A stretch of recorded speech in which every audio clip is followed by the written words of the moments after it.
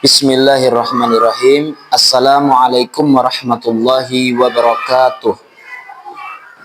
Alhamdulillahirabbil alamin. Allahumma shalli wa sallim ala sayyidina Muhammadin wa ala ali sayyidina Muhammad, amma ba'du. Alhamdulillah, kita panjatkan puji syukur kepada Allah Ta'ala yang mana kita masih mendapatkan rahmat dari Allah, masih mendapatkan banyak sekali nikmat, maka pantas dan wajib untuk kita bersyukur kepada Allah Subhanahu wa Ta'ala.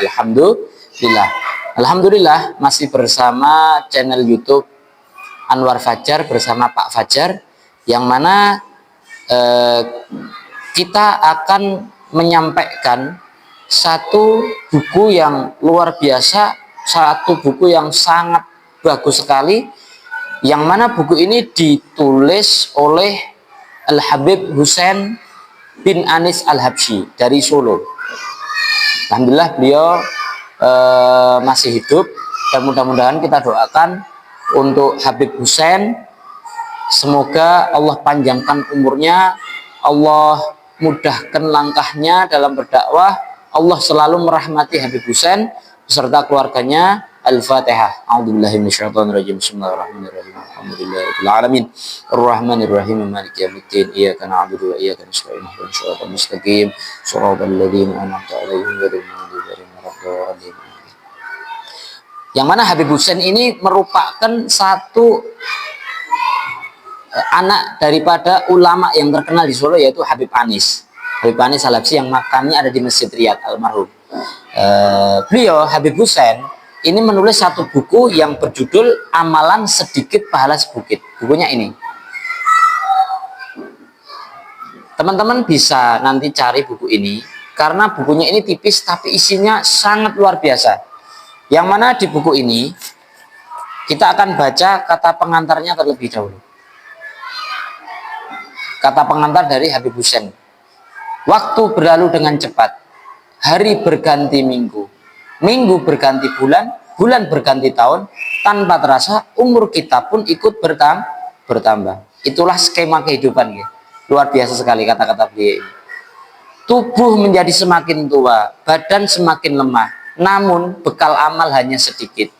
Itu pun kualitasnya buruk dan nilainya sangat rendah, atau nilainya rendah. Nah, di sini beliau mengatakan bahwasanya tubuh kita itu semakin hari itu semakin tua, dan kualitas kekuatannya itu pasti akan semakin berkurang, dan nantinya kita akan mendekati kematian. Nah, ketika kita sudah sampai pada fase kematian tapi bekal kita masih kurang, lah itu yang celaka, itu yang bahaya. Oleh karena itu beliau menulis buku ini supaya kita itu mempersiapkan bekal kematian kita itu supaya banyak dan siap. Nah, ibaratnya orang hidup di dunia itu kan mampir ngombe, jadi nyari bekal. Kemudian beliau di sini melanjutkan, alangkah bahagianya apabila manusia senantiasa bisa berada di tempat-tempat yang diberkahi, di saat-saat yang mulia, melakukan perbuatan-perbuatan yang diridhai Allah.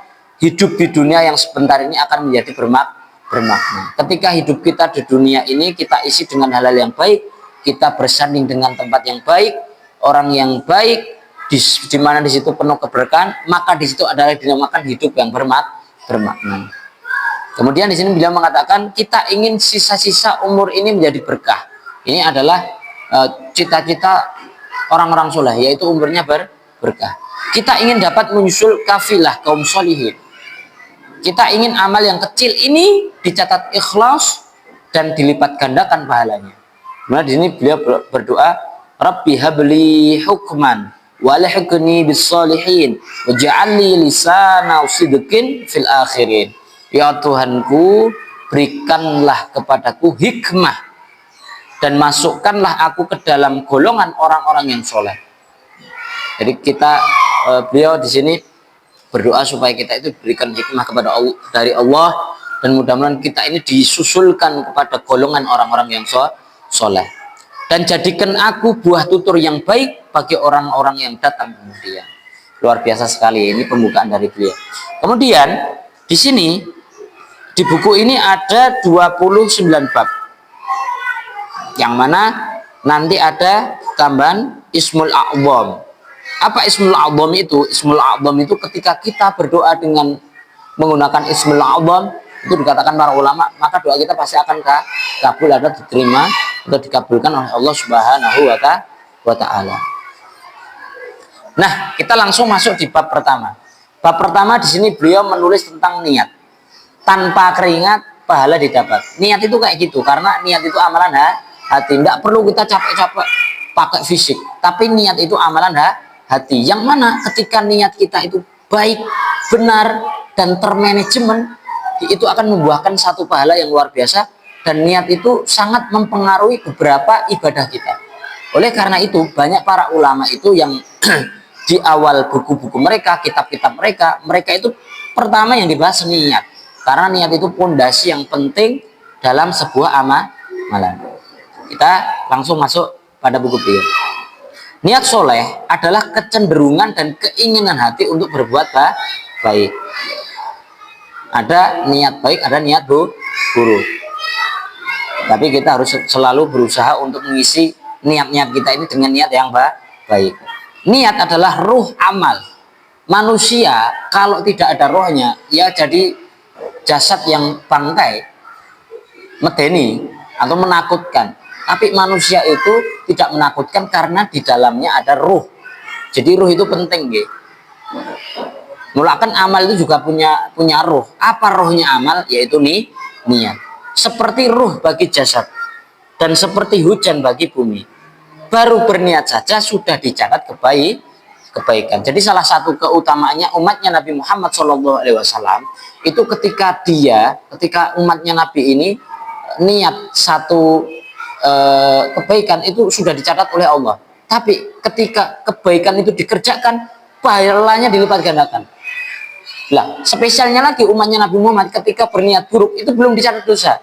Itu hanya akan dicatat ketika keburukan itu dikerjakan. Itu adalah spesialisasi atau spesialnya umatnya Nabi Muhammad SAW. Kemudian di sini beliau mengutip satu hadis.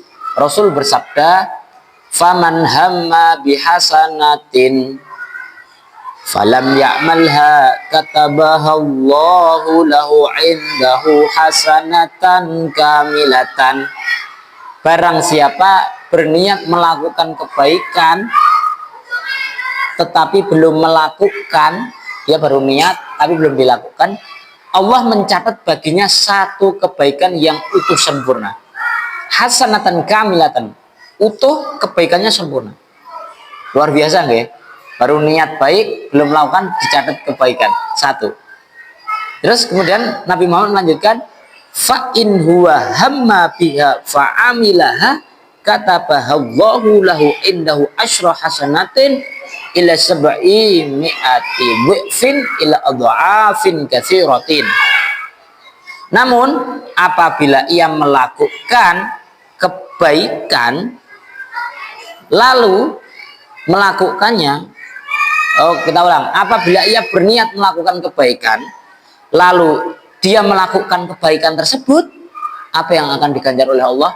Maka Allah akan mencatat baginya pahala 10 sampai 700 lipat kebaikan. Bahkan dikatakan tadi, bahkan adha'afin katsiratin, sampai kelipatan yang banyak.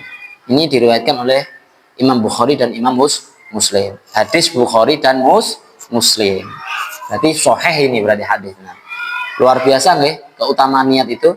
Ketika kita berniat satu kebaikan belum melakukan ditulis satu. Tapi ketika kita kerjakan, maka pahala yang akan kita dapatkan 10 sampai 700 kali lipat. Bahkan bisa lebih. Tergantung Allah Subhanahu wa taala yang memberi. Kemudian niat itu mempunyai kekuatan yang luar biasa. Jadi seseorang itu bisa mencapai pada satu tujuannya itu biasanya karena dilandasi niat yang teguh dan kuat. Amalan yang besar bisa menjadi sia-sia karena diniatkan untuk selain Allah. Misalnya ada orang bersedekah atau orang sholat, dia karena ingin dipuji manusia. Wah, biar dipuji mertuanya atau biar dipuji orang-orang, dia sholatnya khusyuk banget, Allahu Akbar, atau dipuji yang lainnya. Itu bisa sia-sia karena niatnya buruk.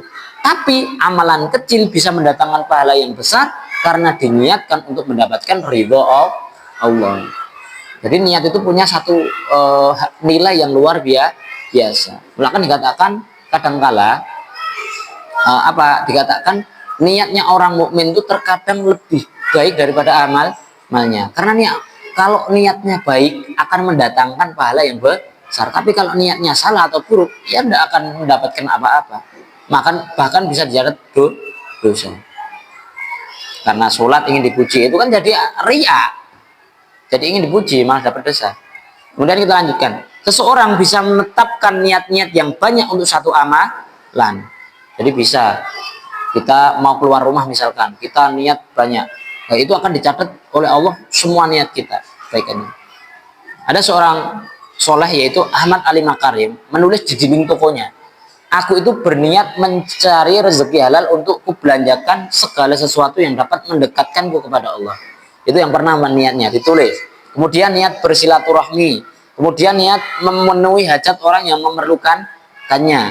Kemudian beliau berniat juga menolong orang yang sedang dalam kesulitan. Kemudian berniat juga bersedekah sir secara sembunyi-sembunyi. Kemudian memuliakan tamu. Membantu mereka yang menuntut ilmu. Menunaikan kewajiban-kewajibanku. Sehingga setiap kali tiba di tokonya, yaitu seorang soleh yang bernama Ahmad Ali Makarim, dia tidak lupa untuk mengucapkan niat-niat tersebut. Jadi ditulis niat-niat baiknya. Demikian disebutkan dalam biografi Al-Habib Ali bin Muhammad Al-Habsyi, yaitu pengarang Maulid Simtu Duror. Jadi salah satu ajaran orang-orang soleh itu mereka itu meniatkan amal-amal mereka itu tidak dengan satu niat. Tapi dari pagi hari itu mereka sudah berniat. Oh, aku ingin niat silaturahmi, aku ingin niat bantu orang, aku ingin niat menuntut ilmu, aku ingin niat bersedekah, aku ingin niat, pokoknya isinya kebaikan. Ketika niat-niat tersebut itu ditulis, maka Allah akan mencatatnya sebagai pahala. Tapi ketika dikerjakan, Allah akan melipat gandakannya. Jadi itu ajaran orang soleh kayak gitu, ya. Jadi niatnya itu diperbanyak. Perkara nanti bisa melakukan atau tidaknya itu urusan carry. Yang penting kita niat dulu, perbanyak niat-niat baik, insya Allah Allah akan mencatatnya sebagai satu pahala. Ketika dikerjakan, Allah akan lipat gandakan. Mulakan penting kita untuk memanajemen niat kita. Sebagaimana manajemen itu punya kedudukan penting dalam mencapai sebuah tujuan, maka niat perlu dimanajemen agar tujuan kita nanti bisa tercapai. Apa tujuan kita? Yaitu mendapatkan ridhonya dari Allah Subhanahu wa Ta'ala. Demikian pada pertemuan kali ini kita bacakan apa itu tadi buku, yaitu bab pertama. Jangan lupa ikuti terus channel YouTube Anwar Fajar bersama Pak Fajar. Kita akan lanjutkan pembahasan bab kedua yang mana akan dibahas dengan judul membuka 8 pintu surga. Ini luar biasa sekali. Kita bisa membuka 8 pintu surga. Bagaimana caranya? Jangan lupa saksikan di pertemuan yang akan datang. Wallahu a'lam bishawab. Subhanakallahumma wa bihamdika asyhadu an la ilaha illa anta astaghfiruka wa atubu ilaik. Assalamualaikum warahmatullahi wabarakatuh.